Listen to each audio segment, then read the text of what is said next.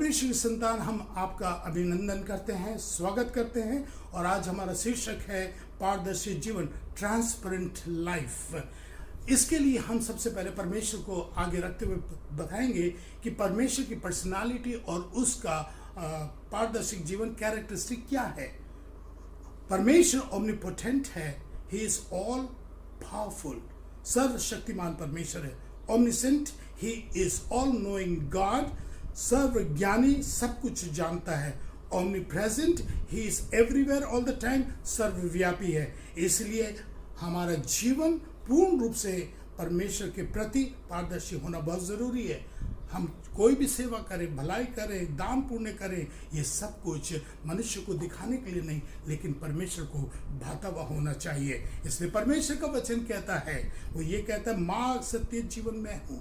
परमेश्वर का मार्ग हमेशा सत्य है, परमेश्वर का मार्ग हमेशा अच्छा है, सीधा है, सिद्ध है।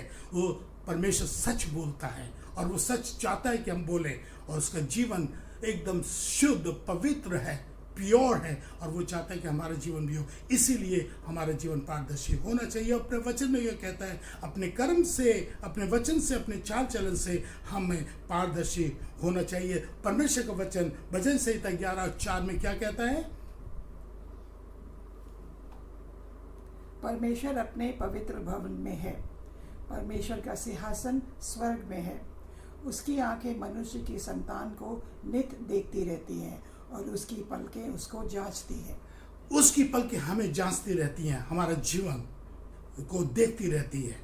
पारदर्शी जीवन क्या होता है? पारदर्शी जीवन की परिभाषा अगर देखी जाए तो इसमें क्या है कि कोई भी रहस्य भेद नहीं होना चाहिए। No secrets in our lifes means husband and wife, they should be very much open to each other. हमारे बच्चे हमारे माँ बाप के प्रति भी ओपन होना चाहिए, झूठ नहीं बोलना चाहिए। एक पारदर्शी व्यक्ति का जीवन सच्चा, ईमानदारी, वफादारी और फेथफुल होना चाहिए। एक पारदर्शी व्यक्ति का जीवन फ्रैंक एंड ओपननेस होनी चाहिए, और उसमें कोई भी डबल पर्सनालिटी नहीं होनी चाहिए, बाहरी और अंदर का जीवन और छल कपट नहीं। एक पारदर्शी जीवन दर्पण जैसा नहीं होना चाहिए, क्योंकि दर्पण एक तरफ देख सकते हैं, शीशे में एक तरफ देख सकते हैं, लेकिन एक शीशे का जीवन होना चाहिए जैसे आर पार हम लोग देख सकते हैं। इसी को हम लोग कहते हैं पारदर्शी जीवन।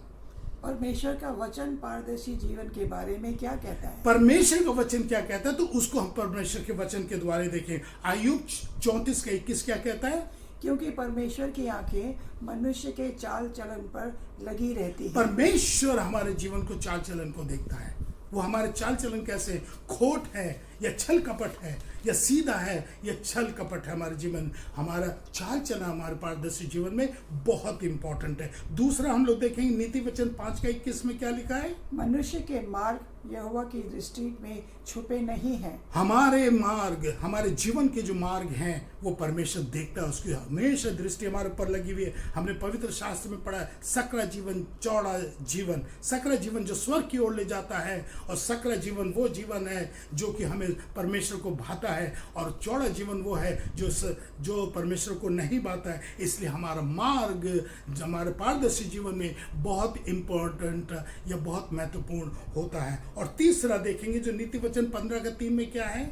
उसकी आंखें भले और बुरे दोनों को देखती हैं। भले और बुरों को दोनों को देखता है, लेकिन परमेश्वर अच्छा है तो वो अच्छी चीज़ों को देखेगा। इसलिए अच्छे काम जैसे कि ईमानदारी, कर्तव्य निष्ठा, वफादारी, सत्य, न्याय, ये सब जो है अच्छे हैं उसकी दृष्टि में। और बुरे काम क्या है? बेईमानी, झूठ, क्रोध, बैर, चोरी, हत्या, काला बाजारी, धोखा धड़ी, अन्याय करना, व्यभिचार करना, ये परमेश्वर को नहीं भाता है। इसलिए परमेश्वर की दृष्टि में ये सब ठीक नहीं है। अच्छे काम उसकी दृष्टि में अच्छे हैं। परमेश्वर कैसा पारदर्शी जीवन चाहता है? परमेश्वर पारदर्शी कैसा जीवन चाहता है? वो चाहता है कि हमारा जीवन कोरे कागज के समान हो। जैसे कागज पे अगर कोई दाग लग जाता है तो हमें अच्छा नहीं लगता, हमारे कपड़ों में दाग लग जाता है तो अच्छा नहीं लगता।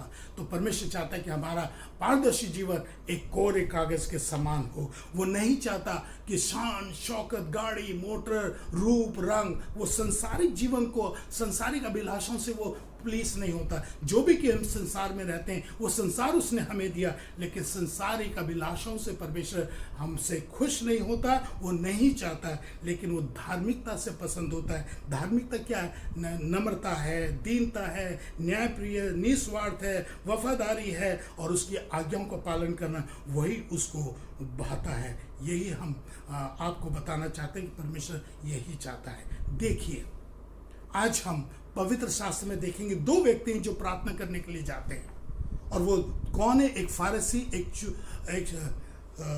जो कि चुंगी लेने वाला है। फारसी कहता है, मैं दूसरों के समय अन्याय नहीं करता, मैं हफ्ते में 2 बार उपवास करता हूँ, मैं 10वां अंश देता हूँ, मैं खूब प्रार्थनाएं करता हूँ, मैं इस चुंगी के व्यक्ति के समान भी नहीं हूँ, मैं एक बहुत धर्मी हूँ। और चुंगी लेने वाला सिर्फ वो ये कहता है, स्वर्ग की ओर आंख उठाने लायक भी नहीं है, और छाती पीट करके वो कहता है, मैं बहुत बड़ा पापी हूँ, हे परमेश्वर तो मुझे माफ कर। कौन सा व्यक्ति धर्मी ठहरा? ये वही दूसरा व्यक्ति है जो कि परमेश्वर की दृष्टि में धर्मी ठहरा, क्योंकि वो परमेश्वर चाहता है कि नम्र और दीन बनने वाले को उसका चरित्र अच्छा हो। ढोंगी को परमेश्वर पसंद नहीं करता। मेरे प्यारे भाई और बहनों, इस पारदर्शी जीवन के लिए आखिरी में एक बात और सुन लीजिए, और वो क्या लिखा है?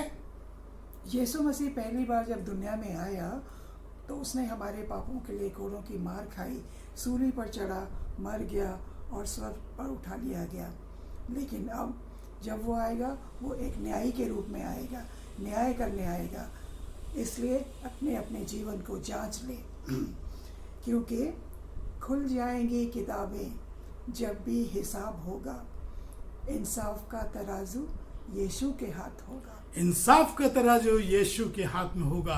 हमारा पारदर्शी जीवन जो है अब किसी मनुष्य के हाथ में नहीं है, परमेश्वर के हाथ में। मेरे प्यारे भाइयों बहनों, अगर हमारा पारदर्शी जीवन अभी नहीं है तो आइए उस परमेश्वर से मांगिए और उससे कहिए, क्योंकि सत्य जीवन मार्ग वही है और वही हमें पारदर्शी जीवन दे सकता है। हम सब दोनों मिल करके आप सबको परमेश्वर से विनती करते हैं कि आप हम सबका जीवन पारदर्शी हो और परमेश्वर आप सबको आशीष दे। जय मसीह की। जय मसीह।